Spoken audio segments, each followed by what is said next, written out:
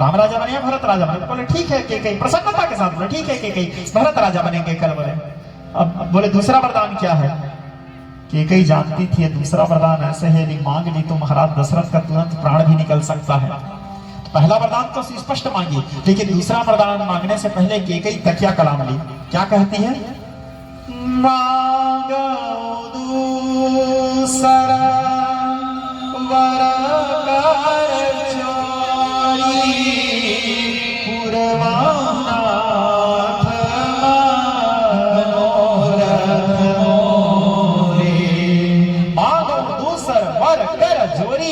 दूसरा वरदान मांगने से पहले केकई हाथ जोड़ के कहती है स्वामी, दूसरा जोड़ के विनम्र कर रहे हैं, दूसरा वरदान दीजिए। महाराज दशरथ बोले कहिए क्या वरदान चाहिए?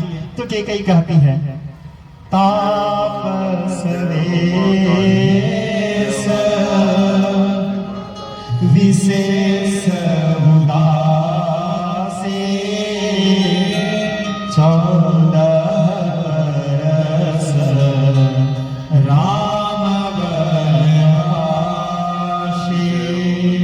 तापस वेश विशेष उदासी, तपस्वी के वेश धारण करके राम 14 वर्ष के लिए वनवास जाए। ये बात सुनने के बाद महाराज दशरथ अवाक हो गए, धड़ाम से नीचे गिर गए। कहने लगे केकई, एक बार फिर से बोल केकई तूने क्या कही? केकई कहते हैं स्वामी 14 वर्ष के लिए राम वनवास जाए तपस्वी के वेश में। महाराज दशरथ कहने लगे एक बार अपने मुंह से बोल दे केकई कि तो विनोद कर रही थी, मजाक कर रही थी। केकई कहती है मैं जानती थी महाराज कि आप नहीं मानेंगे, इसीलिए मैं नहीं मांग रही थी। जब कोई वचन पर निभा नहीं सकते तो वचन देते क्यों हो महाराज? बोल दीजिए कि रघुकुल रीत सदा चली आई, बात झूठा है महाराज। महाराज दशरथ लंबे लंबे सांस देने लगे, उनके शरीर से प्रश्वेत निकलने लगा, पसीना निकलने लगा, मुख सूखने लगा। केकई कहती है महाराज दशरथ बोले क्या कर दी केकई? तो इस अयोध्या रूपी चंदन के वन को तू अग्नि बन करके जला के ध्वंस कर दी केकई। मैं तुझे सत्य कह रहा हूँ केकई, मेरा प्राण चला जाएगा केकई, क्योंकि सब सुख मोहि प्राण की नाश। मेरे लिए सब बेटा प्राणों के समान प्रिय है, लेकिन राम राम है केकई, मैं राम को नहीं दे पाऊंगा। राम को वनवास भेजूंगा तो मेरा प्राण चला जाएगा केकई। फिर भी केकई नहीं मानी, क्योंकि केकई तो ठान के रखी थी कि राम को वनवास जाना है। और केकई क्या श्रोता समाज, ये देवताओं का षड्यंत्र था। देवता लोग सरस्वती जी से सहायता लिए थे। सरस्वती आकर के मंथरा के मति को भ्रमित की। जब सरस्वती जी से देवता लोग बोले राम राजा बनने वाले हैं, आप कुछ करो माता, तो सरस्वती बोली अरे मैं कैसे करूं भाई, कितने जलन खोर हो देवता लोग, किसी के सुख को देख के जल रहे हो तुम। बोले नहीं माँ, यदि राम जी राजा बन गए तो इतने श्राप है, इतने वरदान है, वो सब क्या होगा।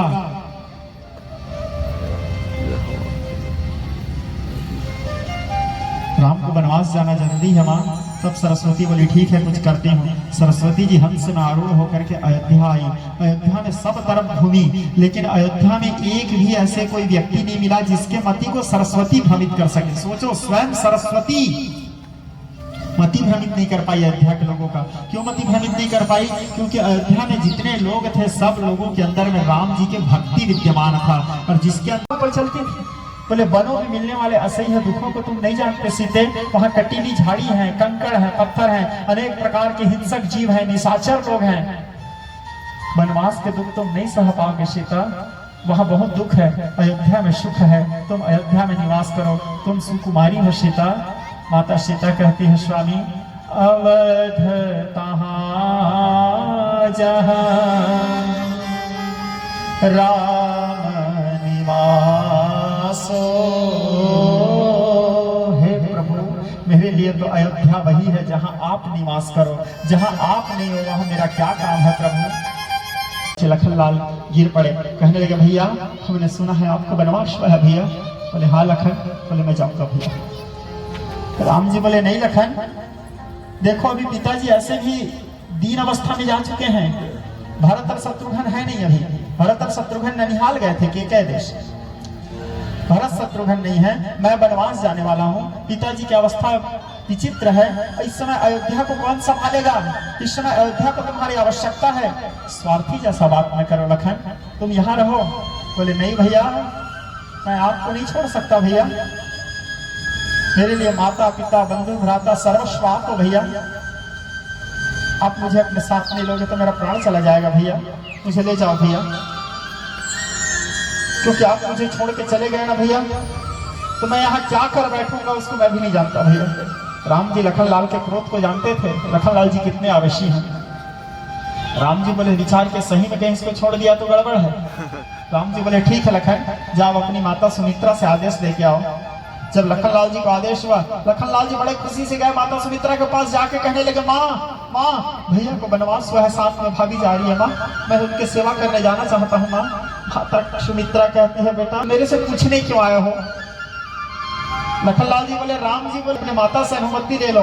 माता सुमित्रा कहती है बेटा जब राम जी बोले अपने माता से अनुमति ले लो तो पुत्र तात तुम्हारी माँ तो वैदेही, तुम्हारी माता तो वैदेही सीता है, वहीं से सीता की अनुमति लेके चले जाना था बेटा। मेरे पास अनुमति लेने के आने की क्या आवश्यकता पड़ा? और तुम राम की सेवा करने जा रहे हो बेटा, ये तो मेरा सौभाग्य। आज मेरा कोख सफल हो गया बेटा, जो मेरे कोख से राम जी की भक्ति करने वाले संतान का जन्म हुआ है। माता सुमित्रा कहती है लखन से बेटा क्या किया, पर पूजन के प्रभाव से इस लोक में सुख भोग कर अंत में वैकुंठ लोक को प्राप्त हुआ। ऐसे स्कंद महापुराण के अंतर्गत रेवा खंड से भगवान श्री सत्यनारायण जी की जो कथा है उस कथा में इस बारे में वर्णन किया गया है, निरूपण किया गया है, बखान किया गया है, बताया गया है। और अब 5वां अध्याय में आइए। जब 5वां अध्याय चलता है तो 5वां अध्याय में सत्यनारायण कथा के सार को वर्णन किया गया है। श्री रामम मोक्षम जगाम अवय, वही लकड़ी के बेचने वाला भिल्ल दूसरे जन्म में गुहरा आदि निषाद हुए और भगवान श्री रामचंद्र जी के साथ मित्रता करके इस लोक में सुख भोग करके अंत में वैकुंठ लोक को प्राप्त हुए। श्रीमन नारायण नारायण।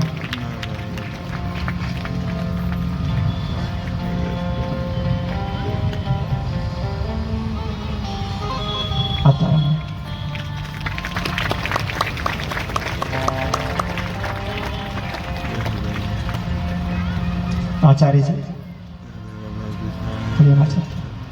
महाप्रसाद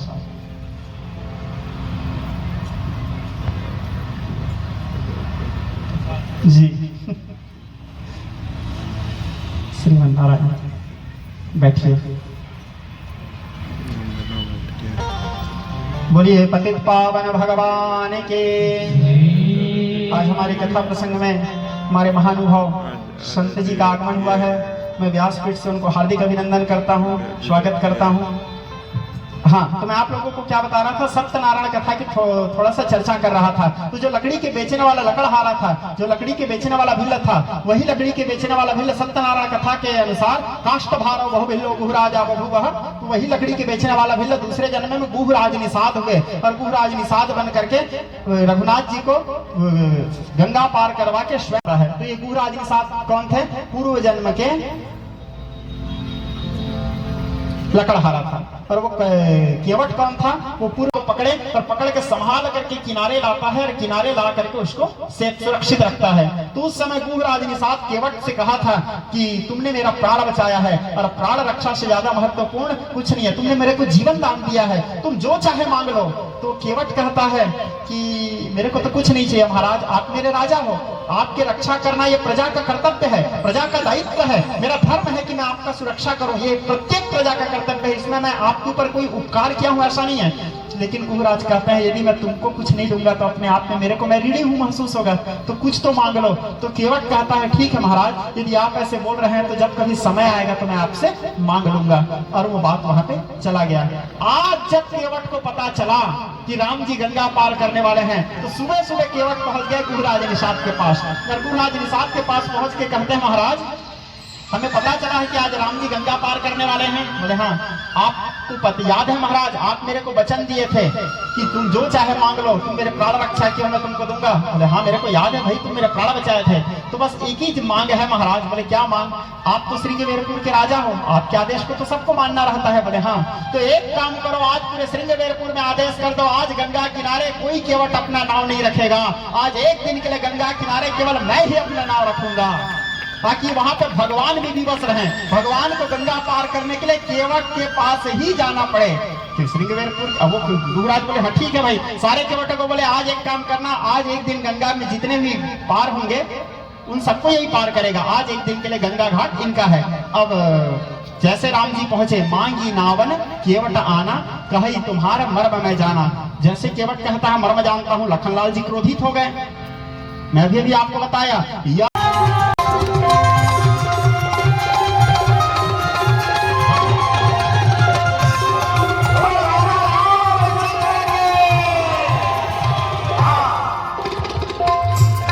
राधा